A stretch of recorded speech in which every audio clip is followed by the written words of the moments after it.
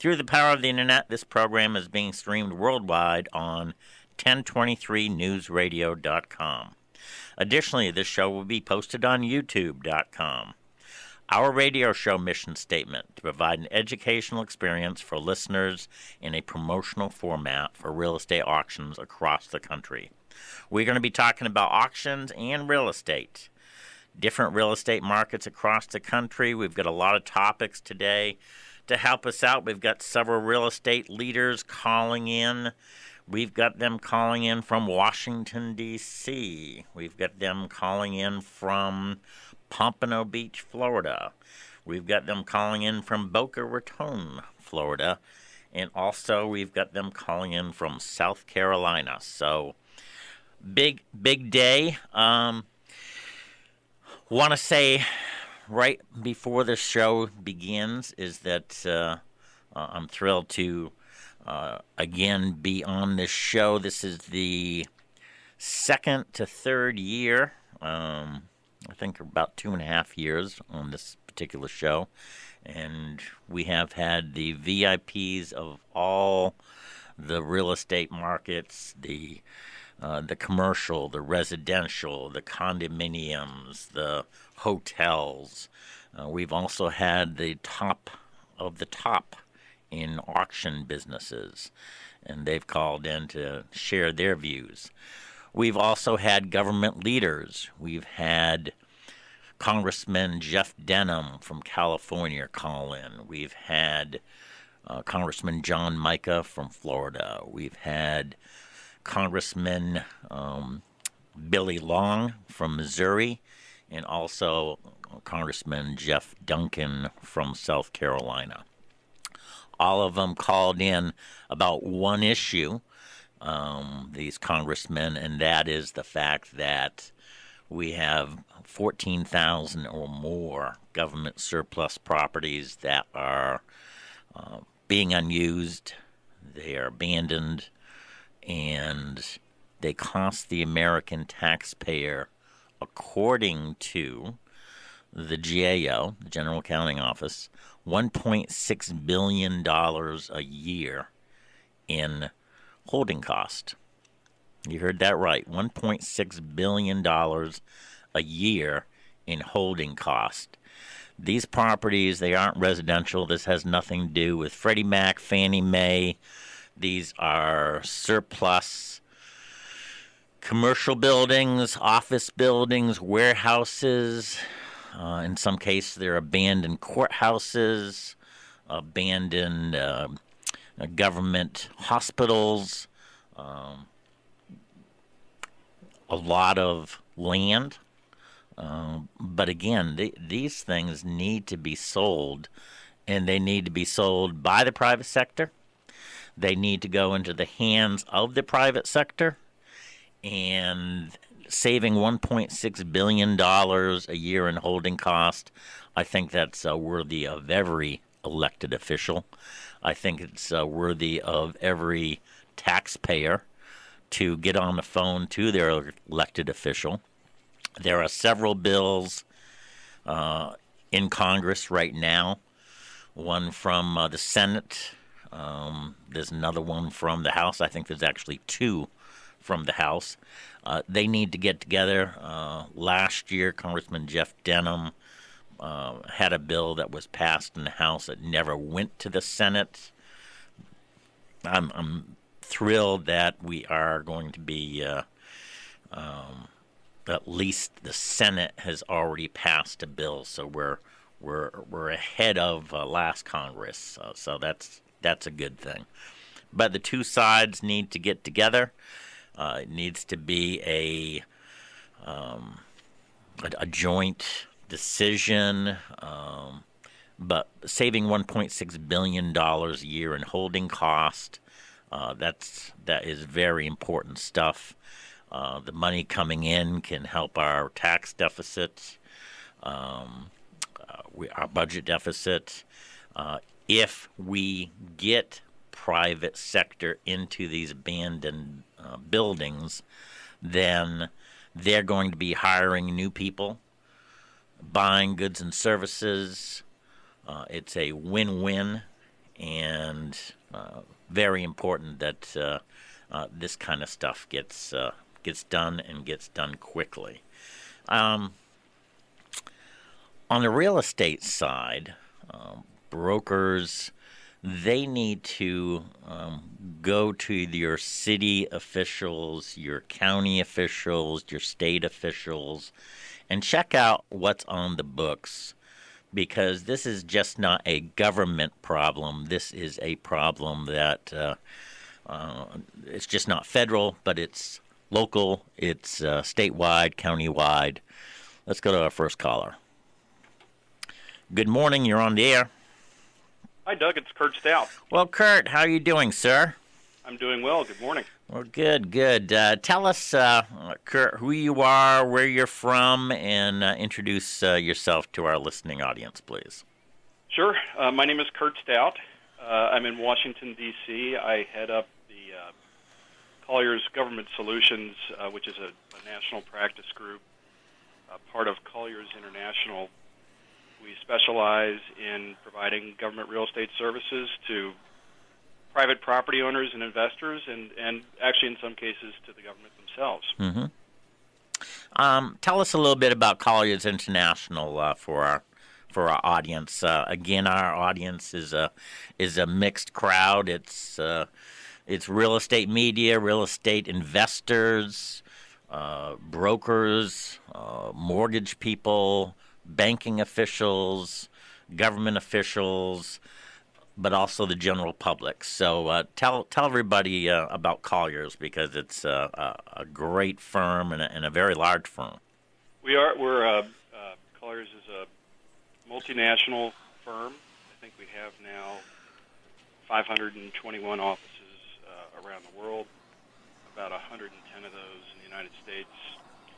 And we're a full-service real estate company, so we provide brokerage, property management, appraisal, project management, and so forth. And in fact, our platform is sort of built around that concept that we, as relates to the unique needs of government property owners, we provide leasing, investment sales, property management, appraisal, and tax appeal. Well, that's good stuff, and you've been with Colliers for quite some time now, and do a great job. I've been up to Washington, D.C., and trying to get the government moving in one certain way. My passion is the 14,000 government surplus properties, and right before he came on, I did my spiel about the fact that these properties need to be sold. But you're more in the leasing area. Tell us, with the government shutdown right now, what's happening up there, and how does it affect federally leased property owners? Well, by the way, we could use you, Doug. You, if you're here to get the government moving, we need you. As you know, there's a shutdown now, and so in many, it's sort of a ton of things happening, and yet nothing happening. Certainly in the leasing world, there's very little going on. GSA, which is our primary counterpart for leasing transactions, is largely furloughed as an agency, and so for people like me, it's really just been an opportunity to kind of catch up on other work. But it's symptomatic, I think, the shutdown of this bigger issue that we're seeing in the leasing market, which is just this fiscal uncertainty. And what it's caused, I think, in the government realm is that the uncertainty has led to this mission uncertainty among the agencies. I think from a leasing perspective, it's caused them to do shorter lease terms. In some cases, it's prevented agencies from going out and, or rather, maybe more the GSA to go out and execute larger consolidation transactions or new construction transactions. It's really just been sort of a a very confused sort of wait-and-see environment here that I see persisting for a while. Mm-hmm. Well, it's a big mess. Hopefully everybody gets their act together up there. There's things that need to be done. Give us a little background on you, if you would. How did you get into real estate, and then how did you get into basically working with the government to assist them? Well, the getting into real estate, I don't know that there's any particularly interesting story there. It's something that I think I always knew I wanted to do, even from when I was very young. I don't think I intended to become what's functionally a broker, which is what I am. But in fact, I started working for Grubb & Ellis, which is now Newmark. Right. And I started as a research analyst, so I kind of come from the research background, and did that for a long time, and made the transition into brokerage, and frankly, almost simultaneous to that, transition to government brokerage.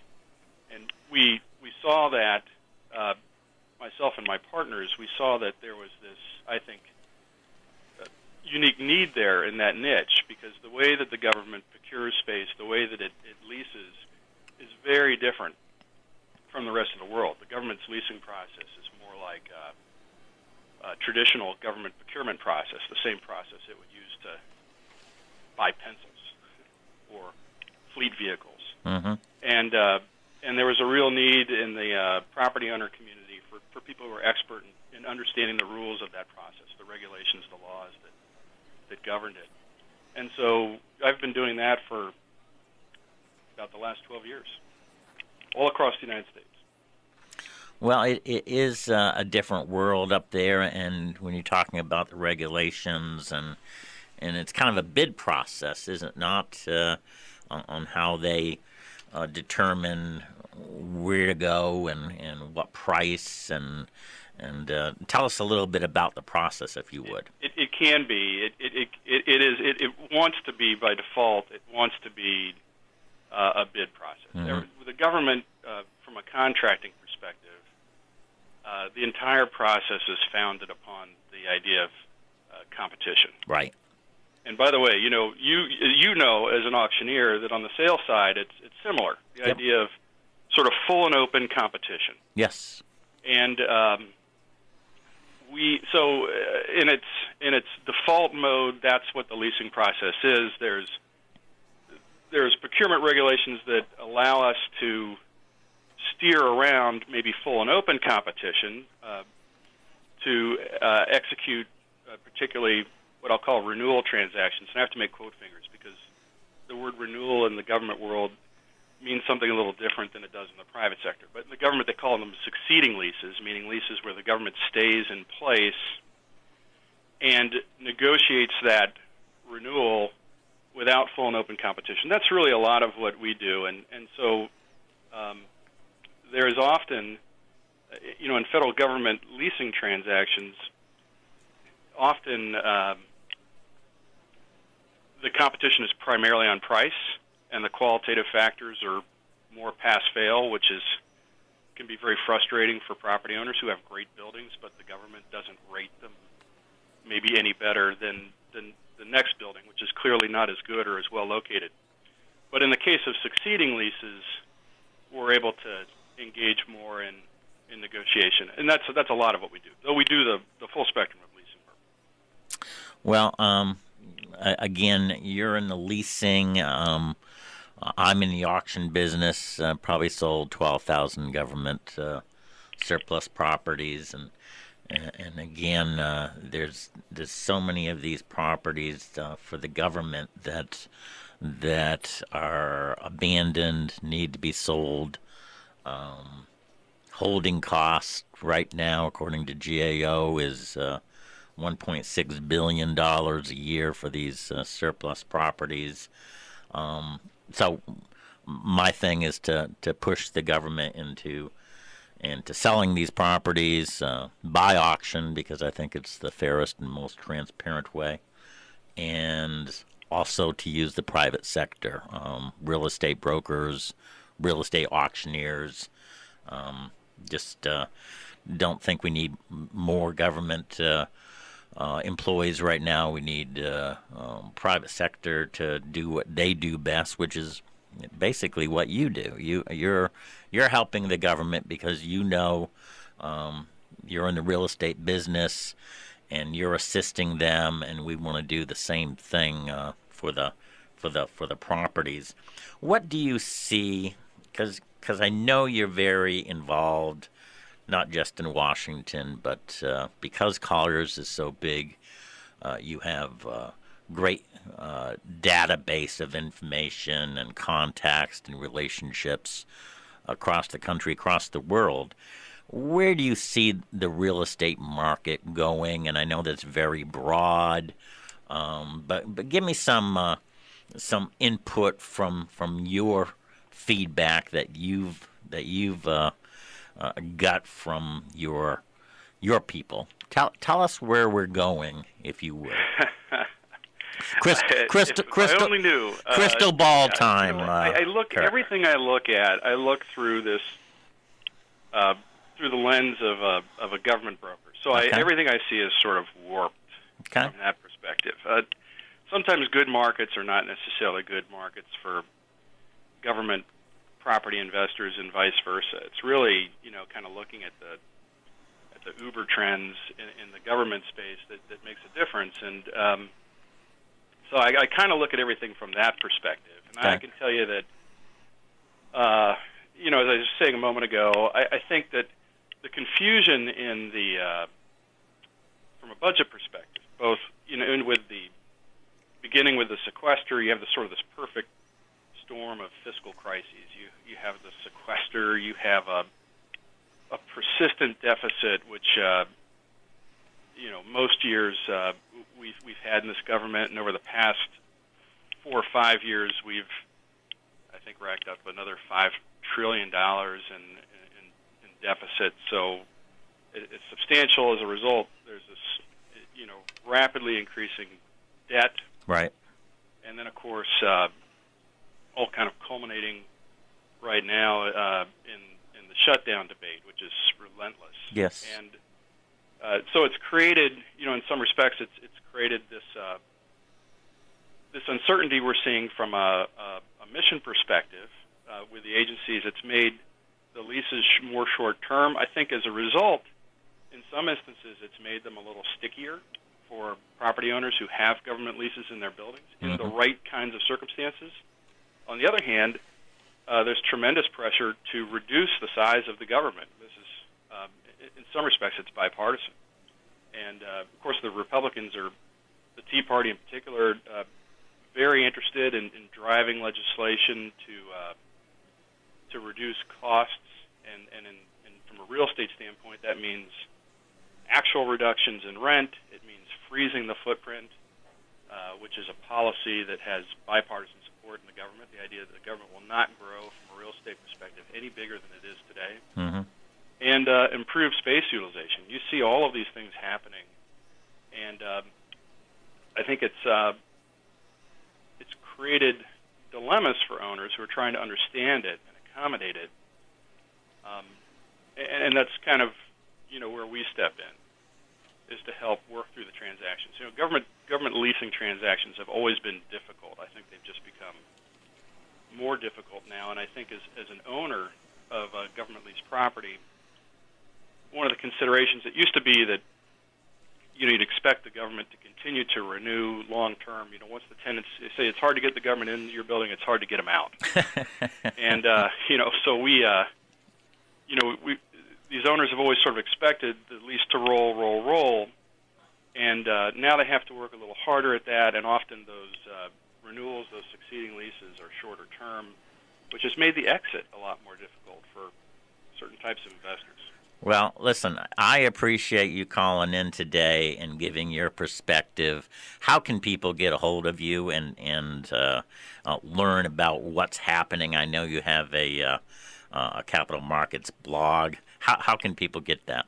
We do. Well, I would encourage the people who listen to your radio show would probably be the same people who are interested in reading our blog, which Yep. is Capital Markets, capital spelled like the domed building Yep. with a T-O-L ending, capitalmarkets.com, and would welcome anybody to contact me if they have questions about the government real estate space, especially federal real estate, which is my specialty. And probably the best way to reach me is by email. It's kurt.stout@colliers.com. Hey, Kurt, thank you so much. I appreciate it. We'll get you on the show again to talk even further and move those guys along up there, would you? I'll try. All right. Take care. Doug. Thanks. Bye-bye. All right. That was Kurt Stout. Very knowledgeable up in Washington, D.C., very involved in the Washington space, the GSA, the government. Very, very, very knowledgeable. It knows a lot of people, and it was great to have him on the show. Again, my thing is let's get rid of these 14,000 government surplus properties. And let's go to the next caller. Good morning. You're on the air. Good morning, Doug. This is Francis Santos, Executive Vice President of Fisher Auction Company. All right, buddy. How are you doing, sir?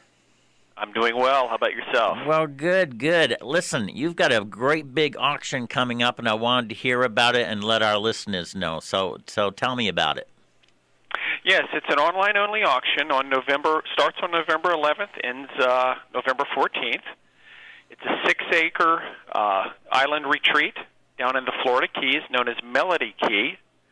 It's got a 3,000-square-foot improved home. It's got a solar inversion system and a desalination unit, so it's completely green and self-sufficient. So you get no amenities from the mainland, but you don't really need them. Well, how exciting is that? That's Melody Key, an island. Has any celebrities ever been there? I know that down there you get all kinds of superstars coming down there. It is. It was actually owned by Nick Hexum, who's with the band 311 previously. They do have a guest list that's including the Rolling Stones, wow, several other major band members. Justin Bieber made a reservation to stay there and unfortunately had to cancel, but he did make the reservation. So I think that's our type of buyer, Doug. For an island in an exclusivity and privacy like this, your celebrities are typically interested in something like that. As you know, Johnny Depp owns an island. Yep. Several other big stars, Nicolas Cage. So that's where our target market is.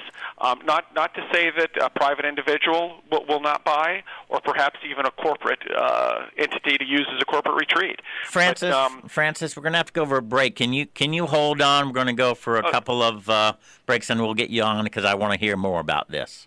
Of course. Okay, Francis, Executive Vice President, Fisher Auction. Let's go to break.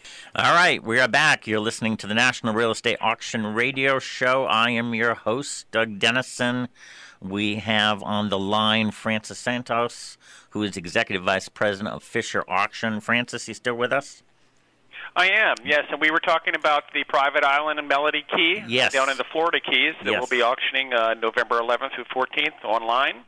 And, Doug, I wanted to add one of the important features about this island is that it comes with a mainland lot as well, which gives you the access. So you could either park your cars there, you could actually build and develop another home there, but it's important. It's 30 minutes drive from Key West, which is, accepting all of your major flights. Okay. So access to the island is very easy. Nice. So what are you at? Mile marker 25, something 25. like that? Okay, good. Good. Yes. Hey, I want to congratulate you, too. You were very instrumental in handling the Versace Mansion bankruptcy auction that just sold. Give us a quick update on that, if you would. Well, Doug, it was a 60-month or 60-day marketing program. Mm-hmm. We ended up with 3 highly qualified bidders.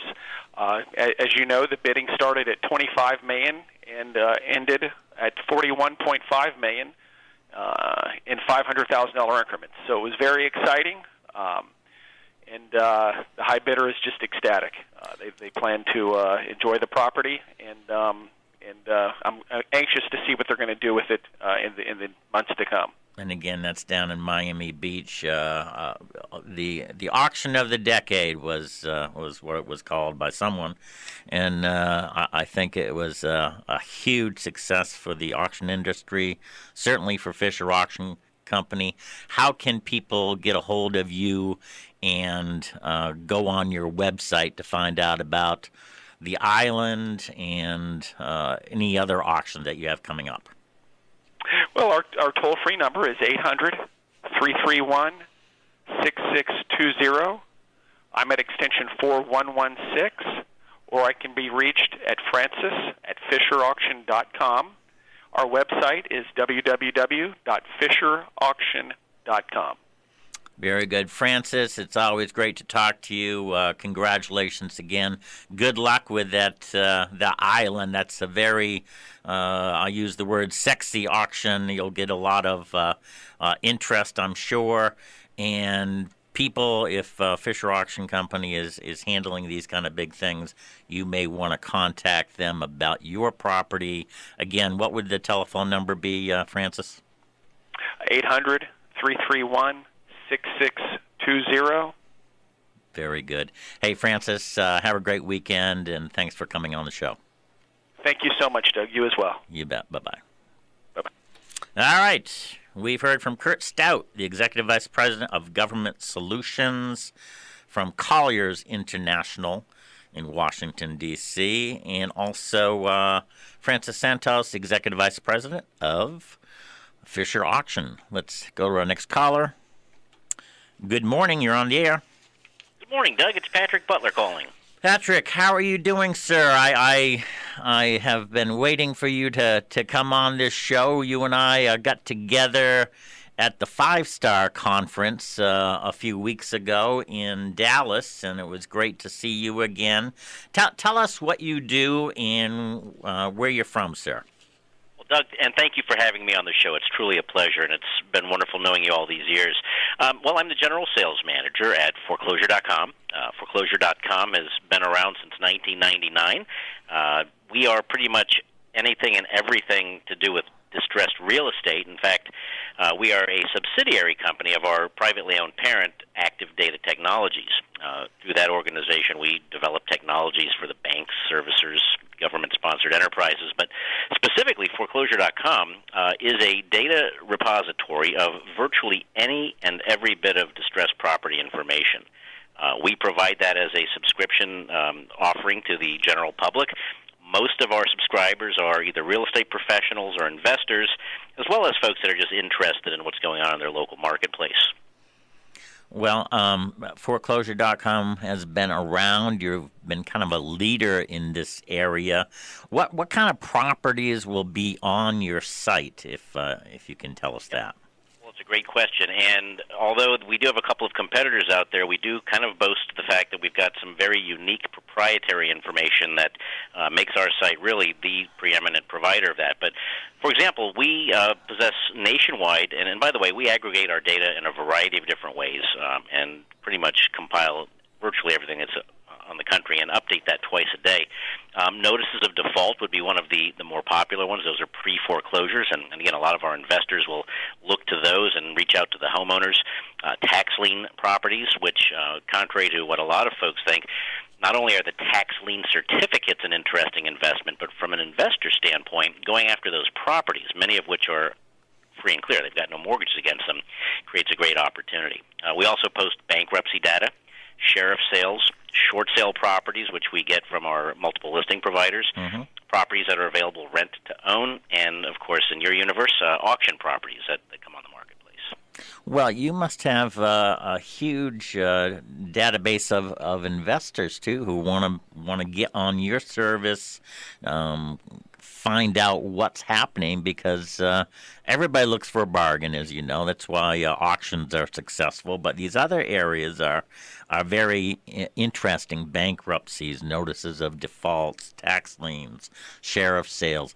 All of these things are really great information for a real estate investor, and also real estate brokers who are seeking to get the information for their buyers and become more value added, I guess, to their investors. So pretty cool thing.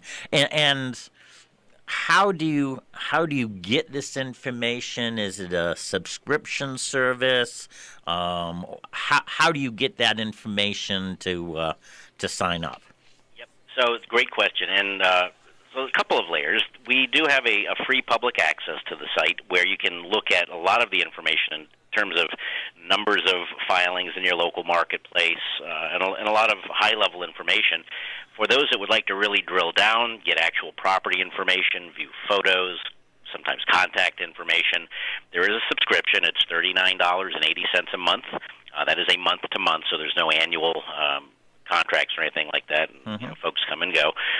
What's even more compelling about that, though, in addition to the information, what we found, Doug, over the last, almost 10 years now, in talking with a lot of our customers, those that are not savvy investors like the information, but they don't really know what to do with it once they've gotten it. So we've just launched our new and improved foreclosure.com and are very excited. Coming up in this quarter, the fourth quarter of 2013, we're going to be providing a lot of how-to information for our subscribers. And that is, well, I've just seen a tax lien property. How do I go about taking advantage of purchasing that? So we're providing some video and high-def content to kind of walk folks through that how-to process. And then from that, the next logical step is, well, I now know how to, but I'd like to go ahead and do it. So we're adding some additional functionality, which will be rolling out in the first quarter of 2014, that actually enables folks to transact on the site itself. So whether it's something like a home path online offer management component, Mm-hmm. or reaching out to homeowners through a direct mail system that we're developing for this site, really provides that end-to-end solution for our subscribers. Well, that's cool stuff. That's very exciting, very interesting. And again, the website is foreclosure.com. You know, you have been around for a while like me. You've seen the ups and downs.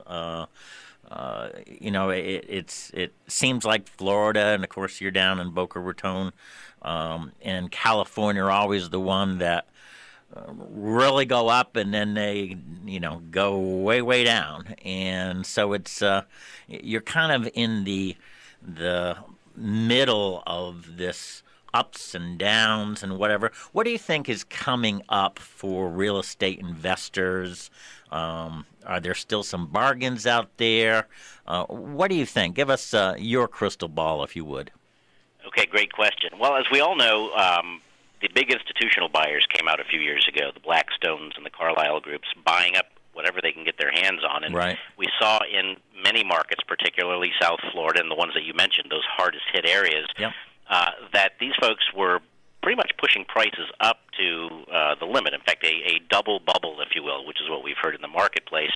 Although we're hearing from them that they may not be as inclined to continue doing that and might actually start liquidating some of that inventory. So there could be a little bit of a play for investors to come out and start buying some of those properties that they no longer wish to manage. And I think what they found, Doug, is it's not necessarily cost-effective to try and property manage assets spread out all over the country. Most investors like to buy in a pretty tight geographic area. The other thing which we're looking at, and we're watching very closely, is the end of the Making Home Affordable program, which is set to expire in 2013. However, I just got word that that's being extended for another 2 years. So homeowners that have been sitting there, in fact, our statistics show that roughly 94% of the high distressed borrowers, or the high-risk borrowers that the banks have been trying to reach to offer a half a short sale or a HAMP loan mod, are still not responding to their outreach. So there's a tremendous opportunity in the marketplace for those that want to get out and knock on doors to identify these homeowners. And again, foreclosure.com is a great resource to pinpoint who these are and see if you can get into a short sale transaction as an investor, or possibly even look to buy the note from the lender. So that's still going to be moving through the next 2 years. ultimately, at the end of the day, when the foreclosure legislation changes and the fast-track foreclosures really start taking effect, I think we're going to see a lot of the private homeowners begin to liquidate their properties, because sitting around and waiting for the banks to get to them is finally going to come back and bite them, in the you-know-where. Right. Well, you made a real good point in regards to what investors usually like. They like them in the area so they can touch them and look at them and kick the walls, all that kind of stuff, which is different. When we were first starting in our business, let's say a bank failed and the FDIC had it, and we'd go in there and auction 200 properties for the FDIC. These properties would be really within 50, 75 miles of the bank.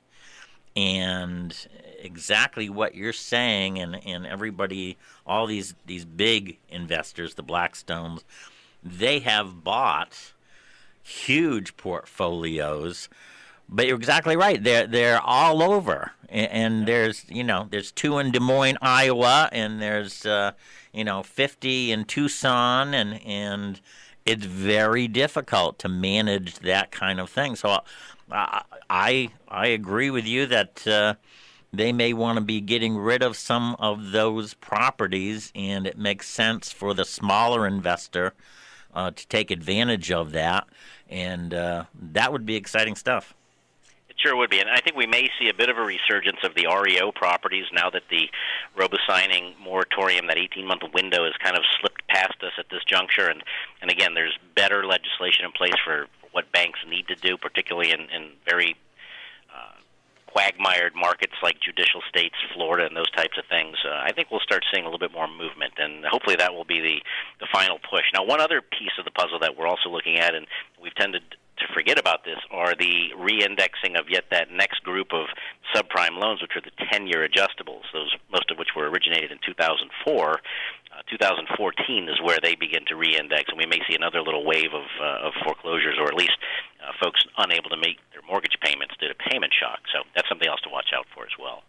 Well, there's always opportunities for real estate investors to and regular buyers that are going to use the property for themselves, not just real estate investors. And your site has been, again, a leader for years and years. Tell us again how you go to the website and take advantage of your subscription service. Yep, just simply go to foreclosure.com, or if you want to find out more information, you can certainly call our customer service folks. I can give that information out. That'd be great. When we finish. I'll give it out right now. Our customer service line is 866-382-4446, and I'll repeat that, 866-382-4446, or just go to foreclosure.com, and it's very user-friendly. There's a search bar right there at the top, counters on what types of foreclosed or distressed properties are in the search criteria that you're looking for, as well as what types of properties. And we welcome anybody to come for a 7-day free trial. Certainly no obligations, and you can dive all the way into the site for actually no cost.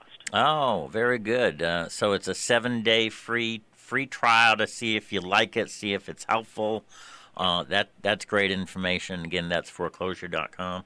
If somebody wants to get a hold of you directly, do you have an email that they could possibly contact you? Doug. It's P. Butler, and that's Butler at foreclosure.com. Perfect. Hey, Patrick, thank you so much for coming on the show. It was great to see you out in Dallas, and I always enjoy getting out there and seeing what's happening. The 5-Star Conference is probably one of the best conferences across the nation, and great catching up with you. You have a wonderful weekend, and thank you for calling in today. Likewise, Doug, and thank you for having me. You bet. Bye-bye now. All right.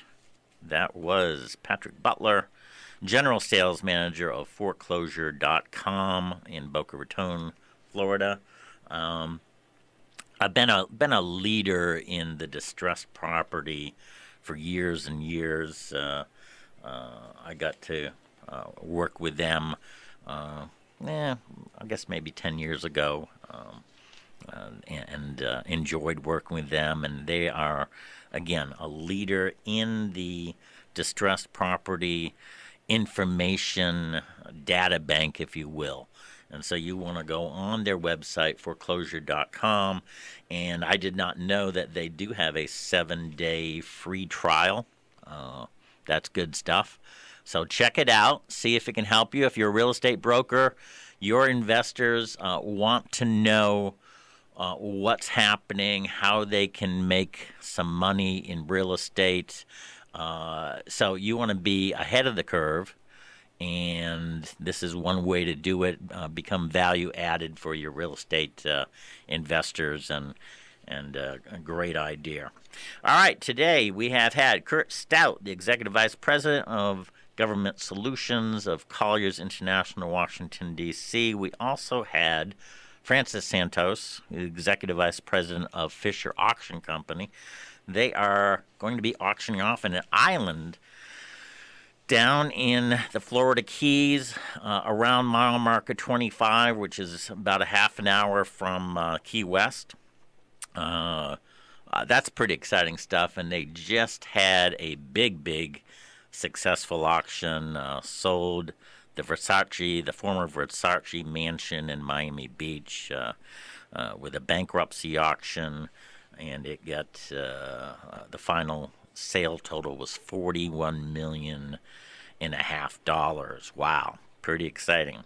And Patrick Butler, General Sales Manager, Foreclosure.com, from Boca Raton, and he's telling us all good stuff about possible trends that he sees, and you're going to want to get on his website so that you can find out more about what's happening and, make some money.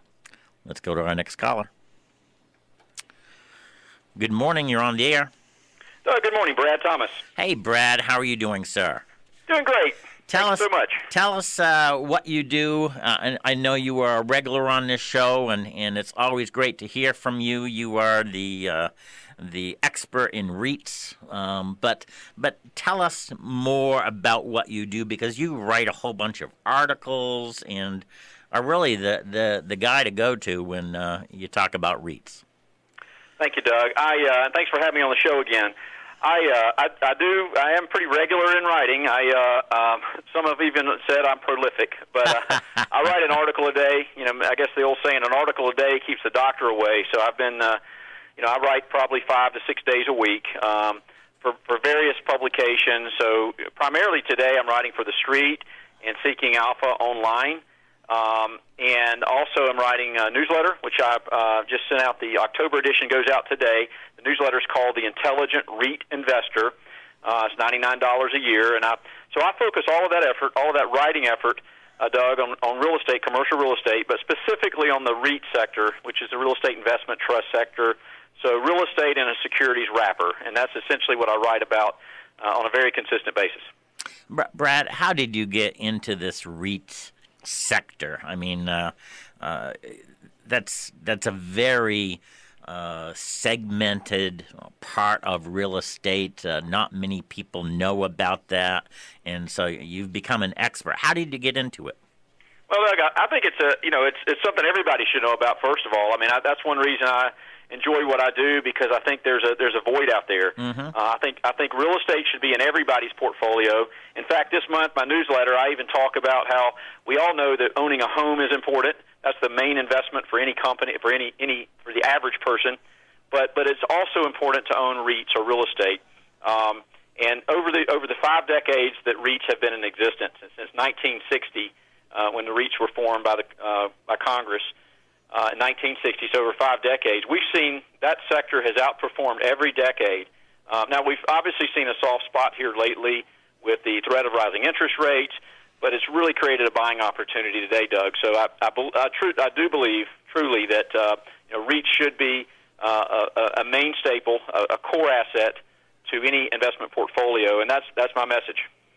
Well, it's a good message, and you talk about your newsletter, which is jam full of information, tips, new stuff that's coming out. Donald Trump has basically said that, and in fact, I'm going to read it here. Brad Thomas has a multilingual approach to real estate. He has built it, brokered it, sold it, invested it, researched it, and now he's telling it. Who can't learn from his experience? And that is why I consider the Intelligent REIT Investor to be a must-have newsletter. And again, that's Donald Trump, chairman and president of the Trump Organization. I mean, when you're getting that kind of recognition, and you're writing in Forbes and the Motley Fool and the Street and Seeking Alpha, I mean, you've got the attention of the world in regards to REITs. So kudos to you on that. How do they sign up to get the Intelligent REIT Investor subscription? Sure, Doug. You can certainly go to the website, which is, again, www.theintelligentreinvestor.com. I will say this, and thank you for the shout-out with Mr. Trump. He was on CNN last night, if you watch that. I'm as passionate about real estate as he is. We also have a common thread in that we both started our career in development, and we have that background and that passion of building things. That's his love, and that's my love. And I love to create value for investors, and that's what I like to talk about and research on a regular basis. So I do appreciate the opportunity to be on the show today. Well, of course, and again, we have another segment that we're kind of connected. Donald Trump bought the post office annex up in Washington, D.C. that has been sitting abandoned for years and years, costing the American taxpayer a whole bunch of dollars.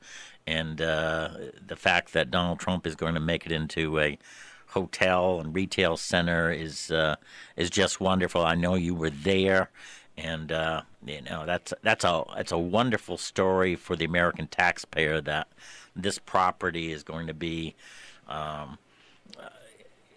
I'm sure it's going to be beautiful because it's a Trump trophy property. It is, Doug, and obviously I have bias, but I would love to see I'm glad to see that Mr. Trump is getting closer to the White House. He's right down the street on Pennsylvania Avenue now. Yep. Post office. So again, obviously I have bias, but it'd be great to have him in the White House. But at least he's close by. Well, again, he's done it all. One of the things that I like about him taking care of that post office building, and one of my things about these government surplus properties that need to go to the private sector is because I'm going to read a press release here, and my friend Congressman Jeff Denham joined Donald Trump at the Trump International Hotel. They did an unveiling of the what it's going to look like, but it's going to occupy the old post office building in downtown Washington, D.C., creating 700 construction jobs and 300 permanent jobs, according to the Office of Washington, D.C. Mayor Vincent Gray.